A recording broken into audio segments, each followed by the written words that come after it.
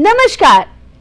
પ્રદેશ 24 ગુજરાતીની વિશેષ રજૂઆત ધર્મદ્રષ્ટિમાં હું ડૉક્ટર મૌલી રાવલ આપ સૌનું હાર્દિક સ્વાગત કરું છું. આજે આપણે વાત કરવા જઈ રહ્યા છે નવરંગી નવરાત્રિના વિશેષ માતા બ્રહ્મચારિણીના બીજા પ્રાગટ્ય સ્વરૂપ વિશે.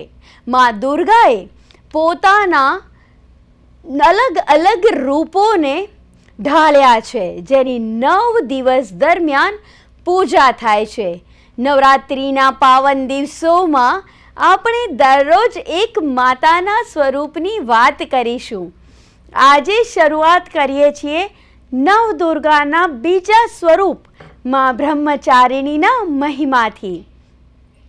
નવદુર્ગાની શક્તિઓમાં બીજું સ્વરૂપ બ્રહ્મચારિણી છે. નવરાત્રિના બીજા દિવસે માતા બ્રહ્મચારિણીની પૂજા કરવામાં આવે છે. બ્રહ્મ એટલે તપ, બ્રહ્મચારિણી એટલે તપનું આચરણ. દેવી બ્રહ્મચારિણી તપની શક્તિનું પ્રતીક છે. આ દેવીનું સ્વરૂપ અત્યંત ભવ્ય અને જ્યોતિર્મય છે.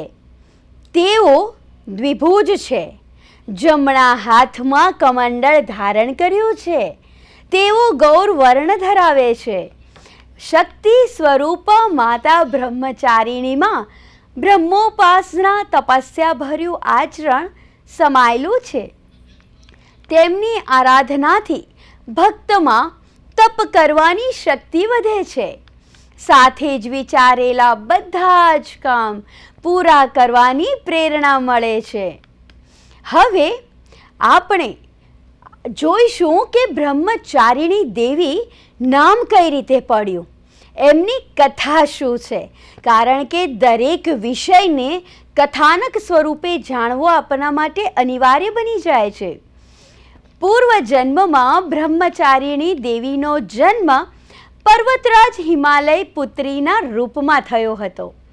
નારદજીના ઉપદેશથી તેમણે ભગવાન શિવને પતિના રૂપમાં પ્રાપ્ત કરવા માટે કઠોર તપસ્યા કરી હતી. આ કઠિન તપસ્યાને કારણે તેઓ તપશ્ચારિણી એટલે કે બ્રહ્મચારિણી તરીકે ઓળખાય છે. હજારો વર્ષ સુધી તેઓ માત્ર ફળ ખાઈને જ જીવ્યા અને 100 વર્ષ સુધી તેઓ માત્ર જમીન પર જ રહ્યા અને શાકભાજી પર તો જીવન નિર્વાહ કર્યો હતો. ઘણા દિવસો સુધી કઠિન ઉપવાસ કર્યા અને ખુલ્લા આકાશ નીચે વરસાદ અને આકરા સૂર્યપ્રકાશનો તાપ સહન કર્યો. 3000 વર્ષ સુધી તો ફક્ત તેમણે બીલીપત્રનું જ આરોગ્ય છે અને ભગવાન શંકરની પૂજા કરી છે.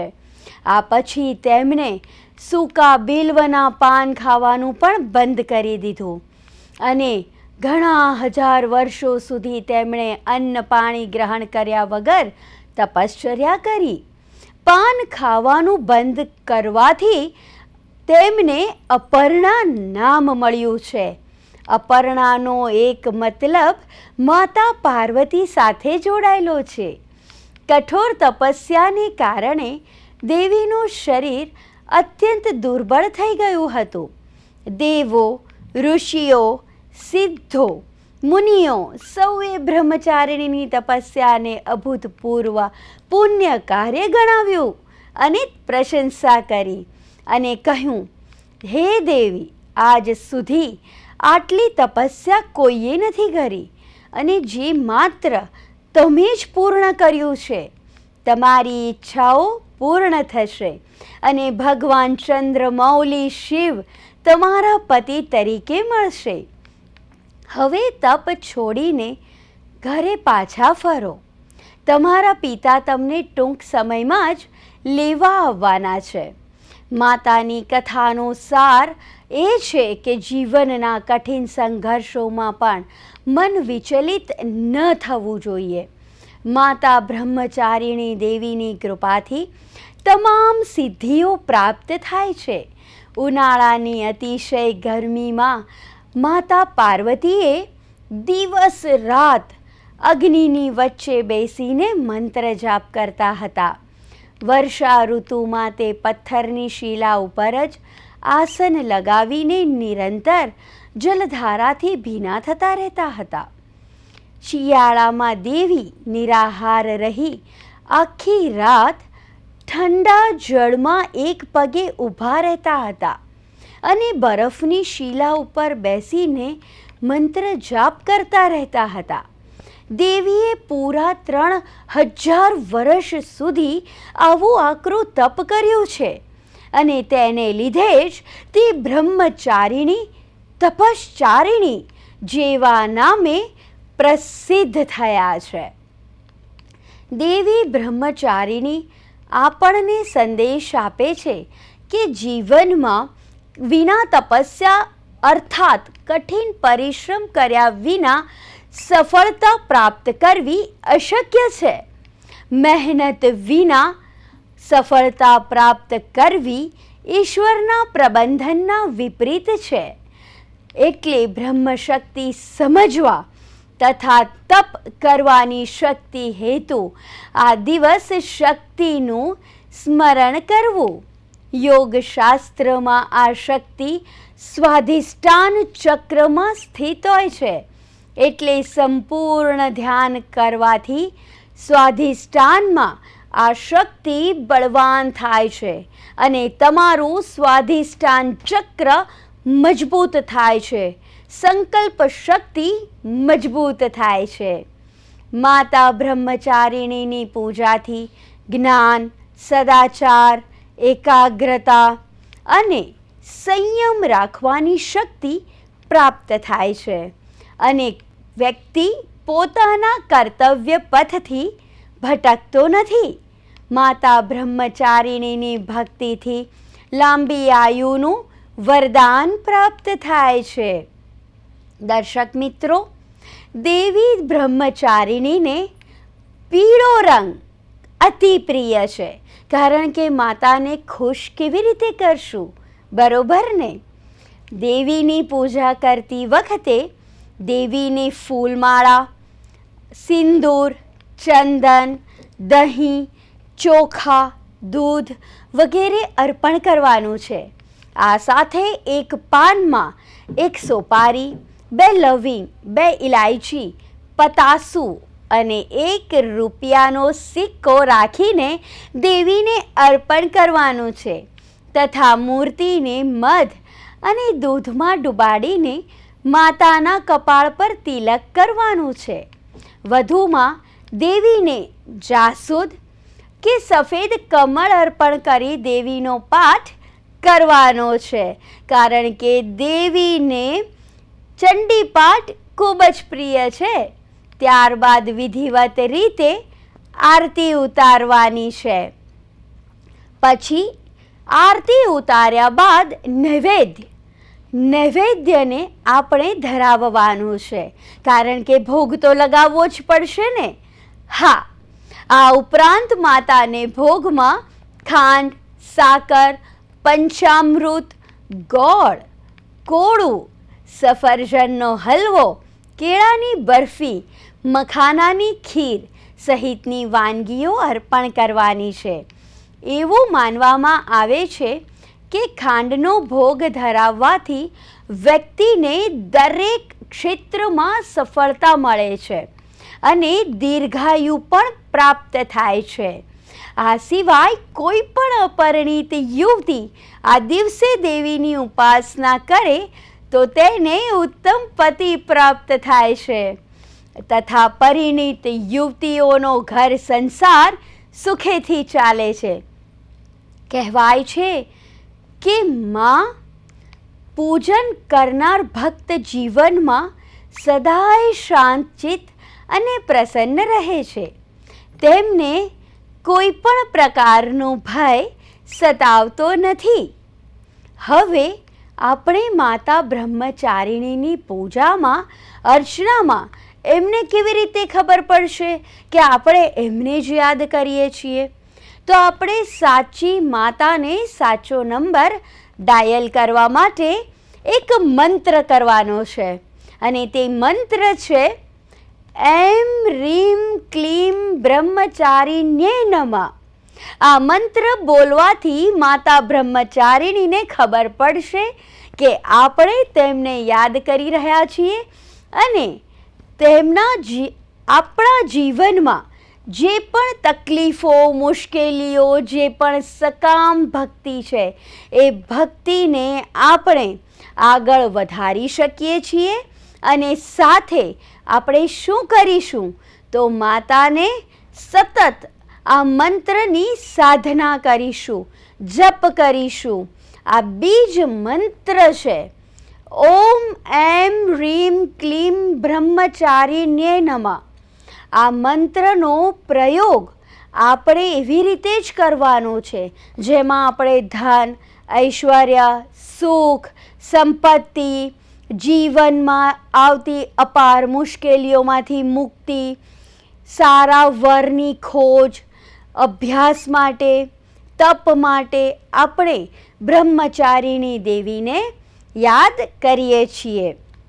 સાથે બ્રહ્મચારિણી દેવીનો એક વૈદિક મંત્ર જે આપણે પુરાતન કાળની અંદર બોલતા હતા. કયો મંત્ર? તો બ્રહ્મચારિણી દેવીનો વૈદિક મંત્ર છે જેને તમારે 108 વખત કરવાનો છે અને એ પ્રત્યેક વ્યક્તિ માટે આરાધના કરવા માટે યોગ્ય છે. આ શ્લોક ખૂબ જ સરળ અને સ્પષ્ટ છે. જગદંબા માતાની ભક્તિ મેળવવા માટે આ કડીઓ કંઠસ્થ કરી લેજો, કારણ કે નવરાત્રિ વેળાએ બીજા દિવસે એનો જાપ કરવાનો થાય છે. એ કયો મંત્ર છે? ઉત્સુકતા તો વધતી જ જશે, બરોબર ને? યા દેવી સર્વભૂતેષુ બ્રહ્મચારિણી રૂપેણ સંસ્થિતા નમસ્તસ્યૈ નમસ્તસ્યૈ નમસ્તસ્યૈ નમો નમઃ. અર્થાત હે માં, સર્વત્ર બિરાજમાન અને બ્રહ્મચારિણીના સ્વરૂપમાં પ્રસિદ્ધ અંબા, આપને મારા વારંવાર પ્રણામ છે. હું આપને વારંવાર પ્રણામ કરું છું. આ મંત્ર બ્રહ્મચારિણી દેવીને ખૂબ પ્રિય છે. દધાના કર પદ્માભ્યામ ક્ષમાલક મંડલુ દેવી પ્રસિદ્ધતુ મયી બ્રહ્મચારિણ્ય ત્વમ્મા. આ મંત્ર એ માતાનો ધ્યાન મંત્ર છે. જે દેવી સાધકો છે, જે નવરાત્રિમાં સાધના કરે છે, એ બધા જ સાધકો પોતાના જીવનમાં જે પણ સત્ય અને શક્તિ સાથે ચાલવા માંગતા હોય ને સિદ્ધિ મેળવવા માંગતા હોય તે લોકો પ્રથમ આ ધ્યાન મંત્રથી શરૂઆત કરશે.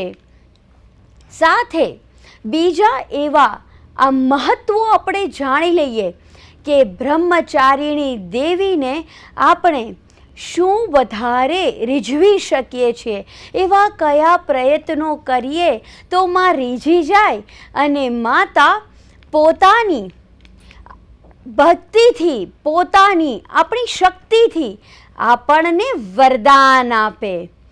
તો આપણે એનું મહત્વ પણ જાણી લઈએ, બરોબર ને? હા, જે વ્યક્તિ ભક્તિભાવ તથા શ્રદ્ધાથી દુર્ગા પૂજાના બીજા દિવસે માતા બ્રહ્મચારિણીની પૂજા કરે છે તેમને સુખ, આરોગ્યની પ્રાપ્તિ થાય છે અને મન પ્રસન્ન રહે છે. તેમને કોઈ પણ પ્રકારનો ભય સતાવતો નથી. સર્વત્ર સિદ્ધિ અને વિજયની પ્રાપ્તિ થાય છે અને જીવનની અનેક સમસ્યાઓ તથા પરેશાનીઓનો નાશ થાય છે. નવરાત્રિના બીજા દિવસે સાધકનું મન સ્વાધિષ્ઠાન ચક્રમાં સ્થિત હોય છે. આ ચક્રમાં અવસ્થિત યોગી તેમની કૃપા અને ભક્તિ મેળવે છે. તંત્રશાસ્ત્રમાં પણ મહાશક્તિના યજ્ઞ, યાગ અને તપસ્યા થકી અનંત સુખની પ્રાપ્તિ થવાનો ભક્તોનો અનુભવ જરૂર છે. એટલે જ કહેવાયું છે કે હે જગન્મયી દેવી, આપ આ બ્રહ્માંડને ધારણ કરવા યોગ્ય છો. આપનાથી જગતનું સર્જન થાય છે અને કલ્પના અંતે વિલય થાય છે. આ દિવસે સાધકો કુંડલીની શક્તિને જાગૃત કરવા માટે સાધના કરે છે. આ શક્તિ જાગૃત થવાથી સાધકનું જીવન સફળ થઈ શકે અને એની સામે આવનારા કોઈ પણ વિઘ્નોનો સામનો આસાનીથી કરી શકે છે તેવી ધાર્મિક માન્યતા સાધકોમાં રહેલી છે. સાધકોમાં આજે માં દુર્ગાના એવા સ્વરૂપની વાત થઈ રહી છે કે જે સાધકો સિદ્ધિ મેળવવા માટે કોઈ પણ પંથમાં જાય છે, તેઓ દીક્ષા લે છે, તો સૌ પ્રથમ તેમને બ્રહ્મચારિણી દેવીનું જ અનુષ્ઠાન આપવામાં આવે છે. જે લોકો દીક્ષિત છે એ લોકોને ખબર જ છે, પણ જે નથી ખબર એ હું તમને જણાવું છું, કારણ કે આપણે હંમેશા કંઈક સાચું જણાવવામાં જ રસ ધરાવીએ છીએ, સત્યને સામે લાવીએ છીએ. આપણે શું કરીશું તો દીક્ષા લેતી વખતે સૌ પ્રથમ ગુરુ જે પણ હોય, ચાહે શૈવ સંપ્રદાયથી સંલગ્ન છે કે શિવ સંપ્રદાયથી સંલગ્ન છે કે શાક્ત સંપ્રદાયથી સંલગ્ન છે, પરંતુ સૌ પ્રથમ બ્રહ્મચારિણી દેવીનું જ અનુષ્ઠાન આપવામાં આવે છે અને પછી વારાફરથી 10 દેવીઓના અનુષ્ઠાન થકી મનુષ્યના શરીરને તપાવીને, એને કષ્ટ આપીને, મનને મજબૂત બનાવીને સિદ્ધિ તરફ લઈ જવામાં આવે છે. એવી જ રીતે આ માં દુર્ગાનું બીજું સ્વરૂપ ભક્તો અને સાધકોને અનંત ફળ આપનારું છે. તેમની ઉપાસનાથી સાધકમાં તપ, ત્યાગ, વૈરાગ્ય, સદાચાર અને સંયમની વૃદ્ધિ થાય છે અને જીવનના કપરા સંઘર્ષકાળ દરમિયાન પણ તેમનું જીવન અને મન કર્તવ્ય પથથી વિચલિત થતું નથી. માતાજીની કૃપાથી તેમને સર્વ સિદ્ધિ અને વિજય પ્રાપ્ત થાય છે. એવું માનવામાં આવે છે કે બ્રહ્મચારિણી માં પ્રત્યેની આસ્થાથી ભક્તનું મન કર્તવ્ય પથથી ભટકતું નથી અને સિદ્ધિ પ્રાપ્ત થાય છે. એટલે તો જે સાધકો બ્રહ્મચારિણી દેવીની ઉપાસના કરે છે, તેમની આરાધના કરે છે, તેમનું શરીર અને સ્વાસ્થ્ય ખૂબ જ સારું રહે છે, તેમજ જટિલ રોગમાંથી છુટકારો મળે છે. જો તમારી કુંડલીમાં મંગળ દોષ હોય તો માં બ્રહ્મચારિણીની પૂજા કરવાથી તે દૂર થશે અને આ દિવસે એવી કન્યાઓનું પૂજન કરવામાં આવે છે જેમનો વિવાહ એટલે કે સગપણ તો થઈ ગયું છે, પરંતુ તેમના લગ્ન નથી થયા. તેમને પોતાના ઘરે આમંત્રી તેમનું પૂજન કરી જમાડવામાં આવે છે અને ભોજનને અંતે વસ્ત્ર, વાસણ અને દક્ષિણા આપી વિદાય કરવામાં આવે છે. ઘણા લોકો નવરાત્રિના પહેલા દિવસથી જ એક કન્યાને રોજ જમાડે છે, તો ઘણા લોકો અષ્ટમી અને નવમીના દિવસે કન્યાની પૂજા કરે છે. ધાર્મિક માન્યતાઓ અનુસાર છોકરીઓને માં દુર્ગાનું રૂપ માનવામાં આવે છે અને આ કારણે જ નવરાત્રિમાં કન્યાની પૂજા કરવાથી દેવી દુર્ગા પ્રસન્ન થાય છે અને સુખ સમૃદ્ધિના આશીર્વાદ આપે છે. કન્યા પૂજાને કન્યા પૂજા, કુમારિકા પૂજા અને કંચક પૂજા તરીકે ઓળખવામાં આવે છે. કન્યા પૂજા માટે 2 થી 10 વર્ષની કન્યાઓને ઘરે બોલાવી યોગ્ય રીતે પૂજા અર્ચના કરીને ભોજન આપવામાં આવે છે અને છેલ્લે ભેટ આપવામાં આવે છે. 2 વર્ષની છોકરીને કૌમારી કહેવામાં આવે છે. તેમની પૂજા કરવાથી ઘરમાંથી દરિદ્રતા દૂર થાય છે અને તમામ અવરોધોથી મુક્તિ મળે છે. 3 વર્ષની બાળકીને ત્રિમૂર્તિનું સ્વરૂપ માનવામાં આવે છે. 3 વર્ષની કન્યાની પૂજા કરવાથી ઘરમાં સુખ સમૃદ્ધિ આવે છે. ધાર્મિક માન્યતા છે કે ઘરમાં સુખ શાંતિ માટે 4 વર્ષની કન્યાની પૂજા કરવી ખૂબ જ શુભ ગણવાય છે. 5 વર્ષની બાળકીને રોહિણી તરીકે ઓળખવામાં આવે છે. તેની પૂજા કરવાથી તમામ રોગો અને દોષોમાંથી મુક્તિ મળે છે. 6 વર્ષની બાળકીને કાલિકાનું સ્વરૂપ માનવામાં આવે છે. એવું માનવામાં આવે છે કે તેમની પૂજા કરવાથી તમામ કાર્યોમાં સફળતા મળે છે. 7 વર્ષની છોકરીને ચંડિકા કહેવામાં આવે છે કે ચંડિકાની પૂજા કરવાથી ઘરમાં ધનની કમી નથી આવતી. 8 વર્ષની છોકરીનું નામ શાંભવી છે. એવું કહેવાય છે કે 8 વર્ષની કન્યાની પૂજા કરવાથી તમામ કાર્યોમાં સફળતા મળે છે.